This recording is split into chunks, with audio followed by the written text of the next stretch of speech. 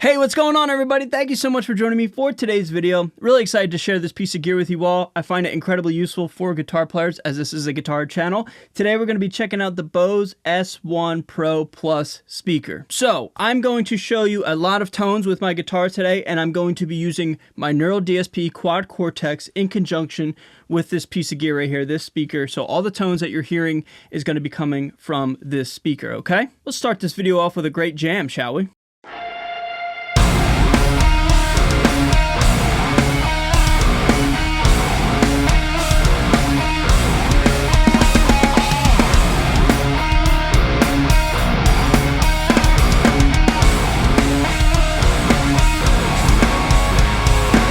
Now, before we go any further, this video is in fact sponsored by Sweetwater. I love Sweetwater. You guys know that. They're always so good to me. You know, if you guys need some gear, man, you know, they hook you up, right? So I'll put a product link to this speaker down below in the pinned comment as well as in the description of this video, so you can go scoop one up if you so choose. But there's nothing I need to say or do in this video other than to just show you guys how I'm personally using it, okay? Okay, so this speaker has a ton of different features and a ton of different ways you can run this thing, okay? It's got 3 inputs. It's got 2 XLR and or 1/4 inch inputs, as well as an aux input, and then you also have a line out in the back. So, cutting right to the chase, how I'm running this for my own Neural DSP Quad Cortex is I'm taking the XLR out of my Quad Cortex and I'm putting it into one of the inputs of this speaker, and then I'm recording and showing you all of the tones in this video through the line out going into my interface.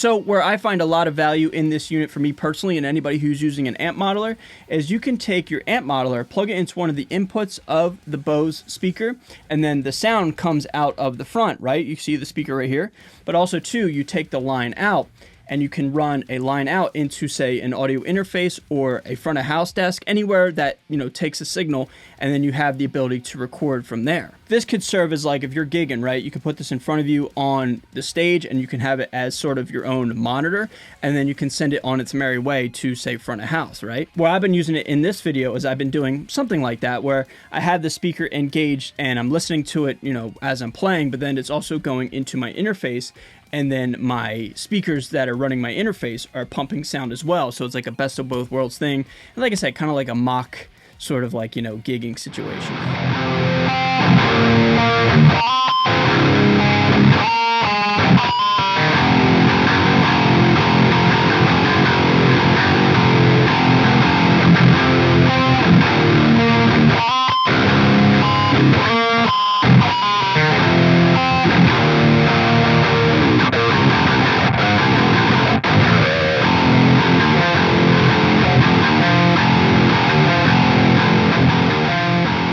Now, another thing I really love about this unit is it has several different built-on features in terms of tweaking your tone. First off, it has a volume control, obviously, and just a spoiler alert, this thing is ripping loud, man. Like, I have it on, like, 1 or 2. I'm in a loft right here in my house, right? But, like, dude, this thing gets really, really loud. And for such a small unit, it is so loud, dude. Also, you have 2 EQ controls. You have a bass and a treble. And one thing with speakers like this, like an FR, which is essentially what this is, a full range flat response speaker in the context of what I'm using it for right here, is a lot of these things, a lot of these units on the market, they get really, really bass heavy and really like woofy and just like rumbly, for lack of a better word, right? So this unit itself really doesn't suffer from that, I guess maybe because of the compactness, and it's from Bose, and Bose just makes awesome shit.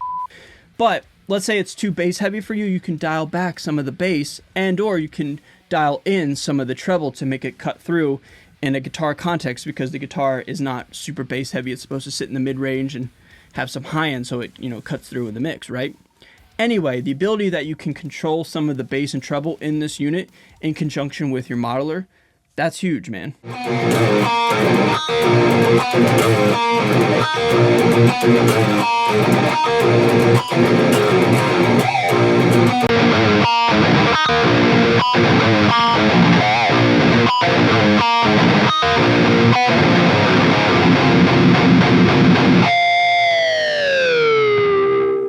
last but not least, I'll show you a clip right here. You can run some reverb on this as well. So here's a quick little lead segment. I have some delay running from my quad cortex, but no reverb on my quad cortex, and I'm using the reverb built in on the Bose speaker.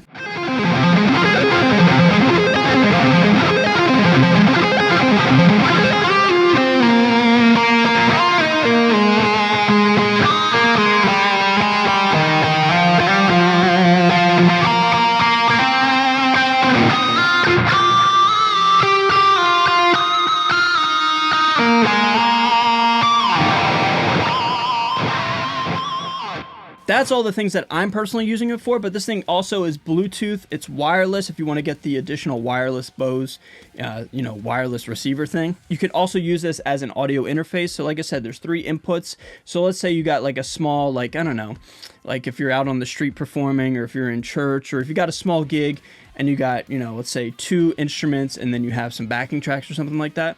You can then record everything from your set, take it from the speaker and plug it into your computer with a USB-C. And it records, man. But bringing it back to the focal point of this video, I'm really focused on modelers anymore. Like, I just toured with the quad cortex.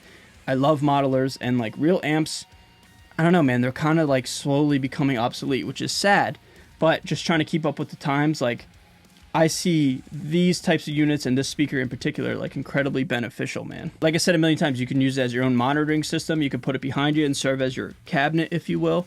And then, like I said, man, you take the line out and it goes on its merry way, whether it's your own recording situation, with your band, or you send it to front of house. Like, it's the best of both worlds. So like I said, man, I feel like amps are kind of slowly dying, dude, and it's kind of sad to see, but keeping up with the times, modelers are the way to go, it seems, anymore. And this thing, for example, is really, really suitable for any sort of amp modeling needs.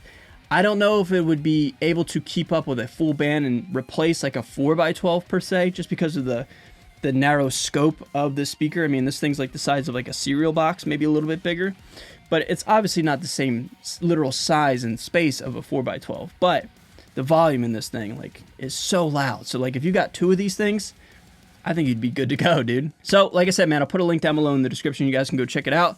Thank you so much for watching, man. And, yeah, dude, I really enjoyed this thing. And, I've been using it for the better part of 2 weeks. And I haven't stopped using it since, all right? All right, everybody, I'm going to get out of here. A huge shout out to Sweetwater for always being so good to me. I hope you guys learned something today. And I hope maybe I helped you out on determining how you can run your amp modeler, okay? So, with that being said, I'm going to get out of here. See you guys in the next video. Later.